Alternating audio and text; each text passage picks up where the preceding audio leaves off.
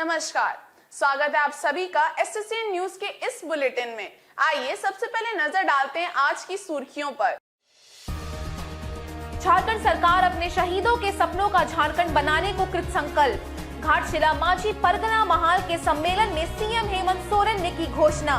शहीद गणेश हांसदा की मां को सीएम ने प्रदान किया नियुक्ति पत्र। आदिवासी स्वशासन, संस्कृति एवं परंपराओं को बनाएंगे सुदृढ़। सरायकेला जिले के चांडल में झारखंडी भाषा खतियान संघर्ष समिति ने की विशाल जनसभा। झारखंडियों के अधिकार की रक्षा के लिए की उलगुलाने की घोषणा। 1932 के खतियान पर स्थानीयता नीति बनाने की रखी मांग। सरकार पर मड़ा लोगों को पलायन पर बद्ध करने का आरोप।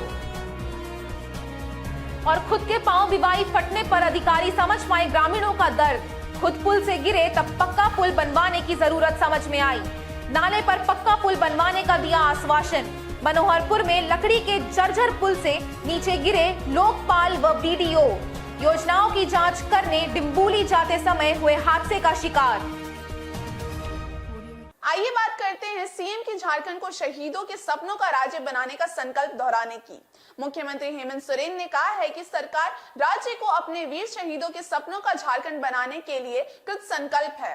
घाटशिला में माझी परगान महाल धार दिसोम के 2 दिवसीय सम्मेलन में पहुंचे मुख्यमंत्री ने इस दौरान शहीद गणेश हांसदा की मां को सरकारी नौकरी प्रदान की एवं उनके पिता व भाई को सम्मानित भी किया। माझी परगना महाल धार दिसोम के 2 दिवसीय सम्मेलन के समापन समारोह को संबोधित करते हुए मुख्यमंत्री हेमंत सोरेन ने आदिवासी समाज की पारंपरिक स्वशासन व्यवस्था को अक्षुण्ण रखते हुए इसे और सुदृढ़ करने का संकल्प भी दोहराया।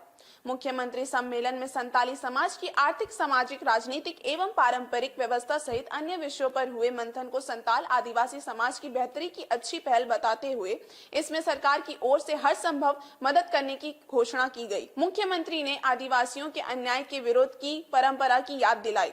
उन्होंने कहा कि आजादी की लड़ाई में आदिवासी वीर सपूतों ने सहर्ष अपनी कुर्बानी दी थी।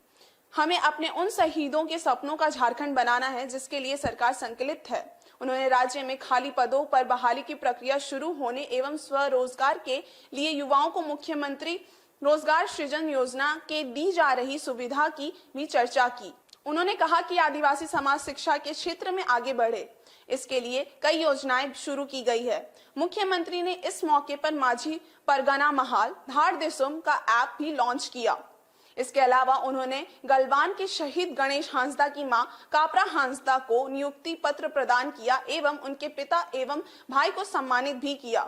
महासम्मेलन में मंत्री चंपाई सोरेन, बन्ना गुप्ता, विधायक रामदास सोरेन, मंगल कालिंदी, संजीव सरदार एवं समीर मोहंती, माझी परगना महाल धार दिसोम के देश परगना बेजू मुर्मू व अन्य लोग भी मौजूद रहे। बात करते हैं झारखंडी भाषा खतियान संघर्ष समिति द्वारा आयोजित खतियानी जनसभा की। सरायकेला जिले के निमडी प्रखंड अंतर्गत रघुनाथपुर में झारखंडी भाषा खतियान संघर्ष समिति ने खतियानी जनसभा आयोजित की।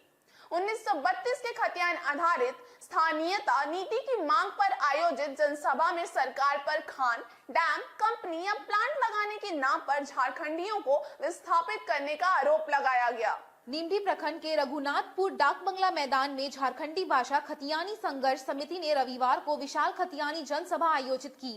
1932 के खतियान के आधार पर स्थानीयता नीति तय करने की मांग को लेकर आयोजित खतियानी जनसभा में समिति के जयराम महतो ने सरकार पर खान, डैम, कंपनी या प्लांट लगाने के नाम पर लोगों को विस्थापित कर उन्हें अधिकारों से वंचित कराने का आरोप लगाया। जयराम ने बिहार, बंगाल आदि अन्य राज्यों में वहीं के लोगों की नियुक्ति होने की बात करते हुए राज्य की सारी नियुक्तियों में बाहरी लोगों के हावी होने का आरोप भी लगाया। जयराम महतो ने कहा कि 150 साल पूर्व इंडियन टैक्सेशन एक्ट लागू करते समय भी उसे छोटा नागपुर में लागू नहीं किया गया क्योंकि यहाँ के रहन सहन बाकी देश से अलग हैं। CNT-SPT एक्ट के तहत यहाँ के लोगों के अधिकार सुरक्षित किए गए, लेकिन आज वे अधिकार भी छीने जा रहे हैं। जयराम महतो ने इसके खिलाफ एक और उलगुलान का आह्वान करते हुए कहा कि राज्य के सभी जिलों में ये आंदोलन तेज किया जाएगा। झारखंड की जनता जानती है, दिसंबर महीने में राज्य सरकार द्वारा बाहरी भाषाओं को यहाँ मान्यता देने के क्रम में एक आंदोलन शुरू हुआ था और वो भाषाई आंदोलन समय के साथ रूप बदलते हुए खतियानी आंदोलन में तब्दील हो चुका है। और 22 वर्षों बाद झारखंड में एक नव उलगुलान, जिसे हम लोग उलगुलान 2.0 कहते हैं, उसका प्रारंभ हुआ है। और इसकी आवश्यकता इसलिए थी, आप तमाम बहालियों को देखिए, कुछ दिन पूर्व बिहार में बहाली आती है, वहाँ लिखा होता है कि बिहार राज्य का निवासी होना चाहिए। बंगाल में बहाली आती है, वहाँ लिखा होता है कि बंगाली भाषा का ज्ञान होना चाहिए। पंजाब में बहाली आती है, वहाँ स्पष्ट लिखा होता है कि पंजाबी भाषा का नॉलेज होना चाहिए। लेकिन झारखंड कह सकते हैं आजाद अलग होने के बावजूद भी गुलामी की जंजीरों में जकड़ा हुआ है। यहाँ लिखा होता है भारत का नागरिक होना चाहिए। इस तरह चौतरफा अन्याय पूरे हिंदुस्तान में अन्य राज्य हैं कहीं नहीं हो रहा है। चाहे टीचर की वैकेंसी आए, जेपीएससी हो, जेएससी हो, हर जगह यहाँ एक सिंडिकेट काम कर रहा है जो बाहरी लोगों को बड़े बड़े पैमाने पर लाखों रुपए लेकर सीटों को बेचने का काम कर रहा है। जब तक यहाँ स्थानीय नीति और नियोजन नीति नहीं बन जाती है, तब तक झारखंड का कोई अर्थ ही नहीं है। यह झारखंड अर्थहीन है, इसका कोई मतलब ही नहीं है। ये लगातार वैकेंसी आ रही क्योंकि राज्य सरकार को अपना जितना 5 वर्ष इन्होंने देखा है कि ये 5 साल तक ही सरकार चलेगी, इसके बाद पता नहीं जिंदगी में इनकी सरकार बने या ना बने, इसलिए पूरी तरह से ये भूखे हैं, सत्ता के भूखे हैं, पैसों के भूखे हैं। लगातार संसाधनों की लूट हो रही है। हमारे धनबाद से 1 महीना चोर का घोटाला हो रहा है कोयला में, और लगातार ये जो सीटें हैं, चाहे जेपीएससी हो, जेएससी हो या फिर अन्य बहाली हो, टीचर बहाली आने वाली है, इन सीटों को पहले ही सेटिंग की जा चुकी है। लगभग 50% सीटें बिक चुकी हैं। इसीलिए नियोजन नीति के बिना ये नियोजन को ला रहे हैं, जबकि समझना चाहिए सभी राज्यों की अपनी अपनी परंपरा है, अपनी अपनी पहचान है। जब तक यहाँ के लोग यहाँ की भाषा में पढ़कर यहाँ की भाषा में जब तक बात नहीं करेंगे, तब तक संभव नहीं है विकास हो पाएगा। झारखंड उन्नत तभी होगा जब झारखंडी का उन्नति होगा, लेकिन यहाँ वो मायने नहीं है। केवल और केवल उपनिवेश के गुलाम बनाने का दौर चल रहा है, इसलिए ये लड़ाई है और आवश्यक है। नहीं तो आने वाली पीढ़ी साहस भी नहीं कर पाएगी, लड़ भी नहीं पाएगी। आखिर देखिए दादा, सीधा सा बात है, ये आंदोलन छात्रों ने प्रारंभ किया है, जो राजनीति से जिनका कोई वास्ता नहीं रहा है। बाकी लोकतंत्र है, सब लोग आ सकते हैं, लेकिन हम लोग का अभी शुद्ध रूप से जो फोकस है वो आंदोलन पर है। हम लोग अभी पूरा राज्य में फैले नहीं है, आंदोलन की विचारधारा पूरे राज्य में फैली नहीं है। और अगर कोई पॉलिटिकल पार्टी का निर्माण करता है जो समय के हिसाब से भी उचित है, में तो शामिल होने का कोई सवाल ही नहीं है। जो भी वर्तमान में जो सरकार बना चुकी है, सरकार में डायरेक्ट या इनडायरेक्ट रूप से जो पार्टी रह चुकी है, उनके साथ जीवन में जाना असंभव है। रही बात पार्टी की, वो भविष्य में जनता तय करेगी। हम लोग का भी मकसद है 24 जिला में आंदोलन को बृहद गति देना, लोगों तक पहुंचाना कि आज नुकसान क्या होगा। अगर आंदोलन को नहीं तेज करते हैं, नहीं लड़ते हैं, तो फिर हमारा नुकसान क्या। किसान आंदोलन के तर्ज पर जो शिव सत्र होगा, सॉरी मानसून सत्र को किसान आंदोलन के तर्ज पर डेरा डाला जाएगा और सरकार को बाध्य किया जाएगा नियोजन नीति और स्थान नीति को स्पष्ट करने के। बात करते हैं खुद पुल से गिरने पर अधिकारियों द्वारा पक्का पुल बनाने की बात किए जाने की। पश्चिमी सिंहभूम के बनोहरपुर प्रखंड में योजनाओं की जांच करने जा रहे चाईबासा के लोकपाल एवं वीडियो लकड़ी के जर्जर पुल से नीचे गिर गए, जिसमें उन्हें काफी चोटें भी आई हैं। हालांकि इसके बाद दोनों अधिकारी ग्रामीणों को खुद उस स्थान पर पक्का पुल बनवाने का भरोसा दिलाकर लौटे। पुरानी कहावत है, जाके पाव न फटे बिवाई, सो क्या जाने फिर पराई। इसी में थोड़ा बदलाव कर दे तो कह सकते हैं कि अपने पैर में बिवाई फट जाए तभी दूसरों का दर्द महसूस होता है। यही बात पश्चिम सिंहभूम के मनोहरपुर प्रखंड में देखने को मिली। प्रखंड के डिम्बूली पंचायत में मनरेगा योजनाओं की जांच करने जा रहे लोकपाल अरुणाप कर व बीडीओ हरि उराम रास्ते में नाले पर बने लकड़ी का पुराना पुल पार करते समय करीब 10 फीट गहरे नाले में जा गिरे। बाद में उनके साथ मौजूद प्रखंड कर्मियों ने दोनों अधिकारियों को बाहर निकालकर अस्पताल पहुंचाया, जहां प्राथमिक इलाज के बाद उन्हें छुट्टी मिल गई। लेकिन पुल से गिरकर जख्मी होने के बाद उन्हें ख्याल आया कि टूटे पुल से यहां के लोग रोज कैसे पार होते होंगे। बीडीओ हरि उरांव ने हादसे की जानकारी देते हुए बताया कि योजनाओं की जांच के लिए जाते समय जारी का टोला के पास नाले पर बने पुराने लकड़ी का पुल पार करते समय वे नीचे गिर गए। प्रखंड कर्मियों ने काफी मशक्कत से दोनों को बाहर निकाला। उन्होंने कहा कि ग्रामीणों के लिए जल्द ही ग्राम सभा कर जारी का टोला में पक्के पुल के निर्माण की कार्रवाई की जाएगी। आइए बात करते हैं जादूगोड़ा के किसान द्वारा साल के बीजों से पौधे उगाए जाने की। जादूगोड़ा के एक साधारण किसान ने वो कर दिखाया है जो बड़े बड़े कृषि वैज्ञानिक आज तक नहीं कर पाए। इस किसान ने बिना किसी तकनीकी जानकारी के साल के बीजों से पौधा उगाकर इस मिथ को गलत साबित कर दिखाया है कि साल के बीज से पौधा नहीं उगाया जा सकता। झारखंड में साल वृक्ष का पर्यावरण की दृष्टि से ही नहीं, धार्मिक दृष्टि से भी बड़ा महत्व है। यहाँ विभिन्न समुदाय साल वृक्ष को पवित्र मानते हुए उसकी पूजा करते हैं।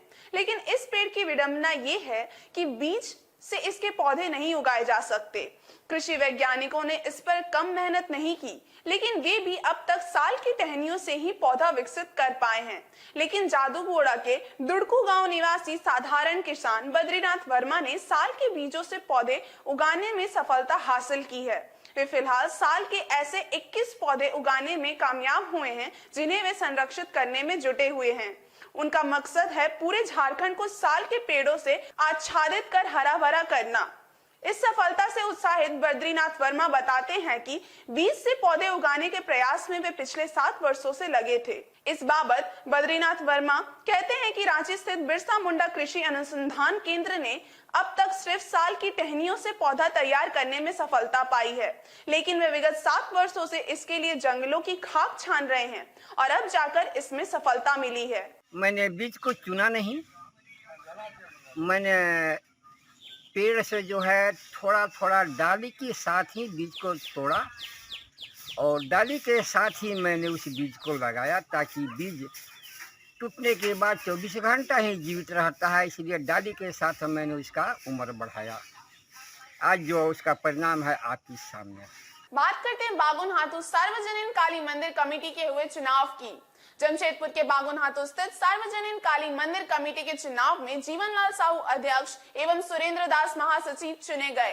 कमेटी के सदस्यों ने दोनों का सर्वसम्मति से चुनाव किया, जबकि कोषाध्यक्ष पद के लिए हुए मतदान में सुभाष जैन निर्वाचित घोषित किए गए। बारीडीह के बागुन हाथू स्थित श्री श्री सार्वजनिक काली मंदिर के सदस्यों की रविवार को हुई बैठक में नई कमेटी का चुनाव हुआ। इसमें अध्यक्ष पद पर जीवनलाल साहू का सर्वसम्मति से चुनाव हुआ, जबकि सचिव पद पर सुरेंद्र दास निर्विरोध निर्वाचित घोषित हुए। कोषाध्यक्ष पद का मतदान से चुनाव हुआ, जिसमें सुभाष जैन 56 वोट के अंतर से निर्वाचित घोषित हुए। कोषाध्यक्ष पद से दूसरे प्रत्याशी अशोक दत्ता को मात्र 17 वोट मिले।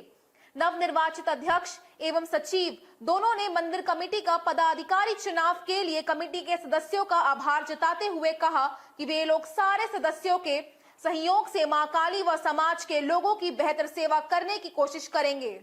आज बागुन हाथू सार्वजनिक काली मंदिर बहुत पुराना मंदिर, हमारे बस्ती का सभी लोगों का यहाँ आस्था है। तो सभी समुदाय और सभी समाज को लेकर के यहाँ पर नया भी चुनाव पहले बार यहाँ निर्वाचित ढंग से चुनाव हो रहा है। इसमें मैं प्रेसिडेंट के रूप में चयनित हुआ हूँ। इसके लिए मैं सबसे पहले हमारे यहाँ के बस्तीवासी और तमाम मेंबरों को मैं धन्यवाद देता हूँ। और मैं आशा ही पूरा विश्वास के साथ कहना चाहता हूँ कि मैं जो भी इस बस्ती के इस मंदिर का रख रखाव पूजा जो हमारे बस्ती वाले की आस्था है, उसको मैं और अच्छे बेहतर तरीके से जितना सुविधा दे सकूँ मैं सुविधा देने की कोशिश करूँगा। और जो भी भक्तगण यहाँ आएगा ऐसा ना लगे बस्ती हमारे चौक में मंदिर है कि ऐसा लगे कि बस्ती में घुसते साथ की काली मंदिर बहुत भव्यता को जितना हो सके मैं करने की कोशिश करूँगा। 3 पदों पे चुनाव हुई थी, इसमें एक अध्यक्ष पद पे मैं निर्वाचित हुआ हूँ और कोषाध्यक्ष पद भी निर्विरोध चुना गया और सुरेंद्र दास जी हैं। और आज चूँकि मास्टर कोषाध्यक्ष का चुनाव हो रहा है, इसमें 2 लोग हैं, अशोक दत्ता जी और सुभाष जैन जी और सुरेंद्र दास निर्वाचित हुए हैं सचिव के चुनाव पे निर्विरोध। पूरे मेंबर लोग जो है हमको कोषाध्यक्ष के लिए चुना, ये सब मेरा सौभाग्य की बात है। और सबसे सौभाग्य की बात है मुझे काम करने का मौका मिलेगा। जो मुझे निष्ठा पर से 2 लोग जिताए हैं, मेरा कर्तव्य है उस निष्ठा पर से मैं उस कोषाध्यक्ष का काम करूँगा और माँ का सेवा के लिए मैं समर्पित रहूँगा। हाँ, कमेटी मेरा सब पुराना कमेटी नया कमेटी सबको मिला के मैंने उसको काम करने के लिए तैयार रहूँगा और सबका भागीदारी से ही मैं काम कर सकता हूँ। हमारे बागुन हाथू चौक में काली मंदिर का जो निर्विरोध चुनाव जीत के जो आए हैं, हम यही चाहते हैं कि जो भी पहले खमियां रहा उसको सुधारने का काम करेंगे और मंदिर का जो भी कमी खमा है उसको हम लोग पूरा करने के लिए तत्पर लगे हुए हैं। और हम सभी को धन्यवाद देते हैं कि आज हमें माँ का सेवा करने का मौका दिए हैं। हमारे मेंबरगण सभी बुद्धिजीवी को हमारे तरफ से हार्दिक शुभकामनाएं देते हुए अभी आगे का जो कार्यक्रम है सभी आज जिस तरह से हमको निर्विरोध चुन के लाए हैं, जैसे कल माँ काली का सेवा करने के लिए, उसी प्रकार सब लोग अगर साथ रहेंगे तो जरूर हम माँ काली का जो भी अभी पूरा नहीं हुआ है उसको पूरा करने के लिए तत्पर हम लोग कोशिश करेंगे। और इस माँ काली का सुंदरीकरण कुछ भी हो उसके लिए हम लोग सबसे निवेदन करेंगे कि इससे और अच्छा माँ काली। आइए बात करते हैं कपाली के युवक की नहाते समय सतनाला डैम में डूबने की। सरायकेला जिले के कपाली ओपी अंतर्गत डोबो स्थित सतनाला डैम में स्नान करते समय एक 19 वर्षीय युवक डूब गया। कपाली के डांगरडी का रहने वाला 19 वर्षीय दानिश सिद्दीकी नहाने के लिए सतनाला डैम गया था, जहां यह हादसा हो गया। सरायकेला जिले के कपाली ओपी क्षेत्र के डोबो स्थित सतनाला डैम में रविवार को बड़ा हादसा हो गया। डैम में नहाने गए कपाली के डांगरडी निवासी 19 वर्षीय युवक दानिश सिद्दीकी नहाने के दौरान डैम में डूब गया। दानिश अपने परिवार का सबसे छोटा बेटा व इंटर का छात्र था। घटना की सूचना मिलने पर बड़ी संख्या में ग्रामीण डैम पहुंच गए। जानकारी के अनुसार दानिश सुबह 6 बजे के करीब वहीं के अपने 6 अन्य दोस्तों के साथ सतनाला डैम नहाने गया था। नहाने के दौरान गहरे पानी में चले जाने के कारण वो डैम में डूब गया। दानिश के दोस्तों के दुर्घटना की सूचना देने के बाद उसके घर वाले कपाली पुलिस के साथ वहां पहुंचे। पुलिस ने 4 स्थानीय गोताखोरों की मदद से उसका शव निकलवाकर पोस्टमार्टम के लिए भेजा। पुलिस मामले की छानबीन कर रही है। दानिश के मामा सद्दाम हुसैन व कपाली ओपी के एएसआई कासिम अंसारी ने हादसे एवं उसके बाद चले राहत कार्य की जानकारी दी। सुबह करीब 6:30 बजे डांगोडी के रहने वाले नौशाद जी, उनके द्वारा मुझे फ़ोन आया कि मेरा भगना सतनाला डैम में डूब गया है। इसकी सूचना मैंने कपाली ओपी को दिया। उसके बाद कपाली ओपी मौके पर पहुंची सतनाला डैम, जांच कर गोताखोरों को बुलाया और गोताखोरों के द्वारा लगभग 10:30 बजे बॉडी को निकाला गया।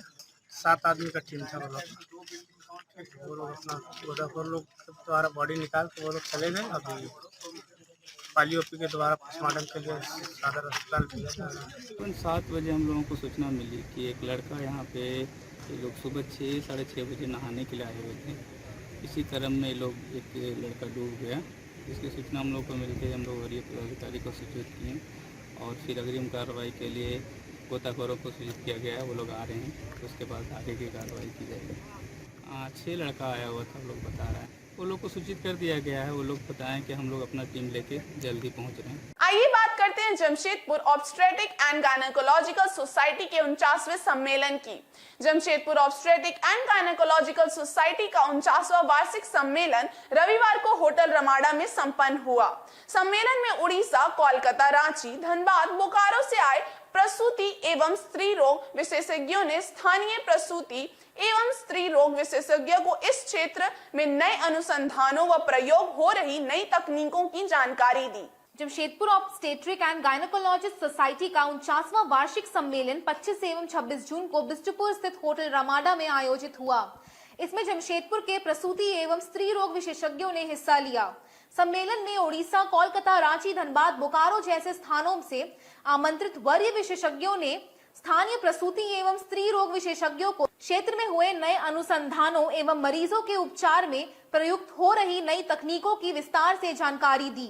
संगठन के सदस्य चिकित्सकों को प्रसूति एवं स्त्री रोग के उपचार के लिए अपडेट करने के उद्देश्य से आयोजित सम्मेलन के प्रथम दिन शनिवार को एकेडमिक सेशन आयोजित हुआ, जबकि रविवार को दूसरे दिन स्त्री रोग एवं प्रसूति से जुड़े लाइव ऑपरेशन के जरिए सदस्यों को अपडेट करने की कोशिश की गई। Jamshedpur obstetric and gynaecologist society की अध्यक्ष डॉक्टर रंजना जोशी ने बताया कि विगत वर्षों में कोविड के कारण सम्मेलन आयोजित नहीं हो पाया था, किंतु इस वर्ष पाबंदियां खत्म हो जाने के कारण ये सम्मेलन आयोजित हो रहा है। इसमें बाहर से बुलाए गए वरीय प्रसूति एवं स्त्री रोग विशेषज्ञों ने संगठन की सदस्यों को इस क्षेत्र में अपडेट करने की कोशिश की। अभी एनुअल कॉन्फ्रेंस हम लोग ने विदिन कोविड के समय में हम लोग ये कॉन्फ्रेंस नहीं कर पा रहे थे, तो हम लोगों ने इस साल अभी हमारा ये 49th एनुअल कॉन्फ्रेंस है।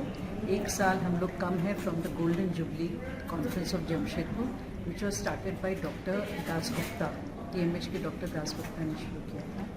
और ये कॉन्फ्रेंस हम लोग under the aegis of FOGSI होता है।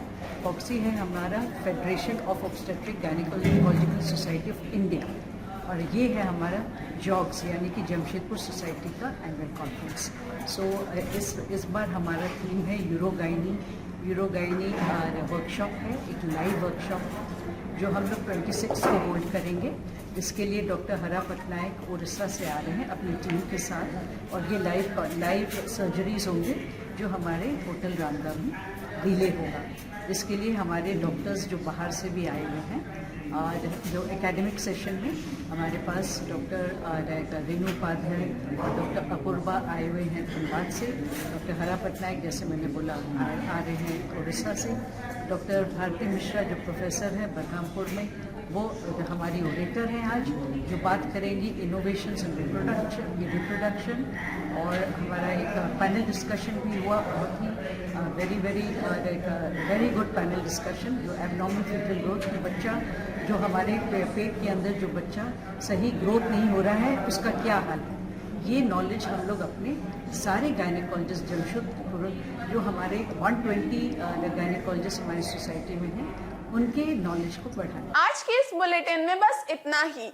हम फिर हाजिर होंगे कुछ और नई खबरों के साथ। तब तक के लिए SSC न्यूज की पूरी टीम की ओर से मुझे दीजिए इजाजत। नमस्कार।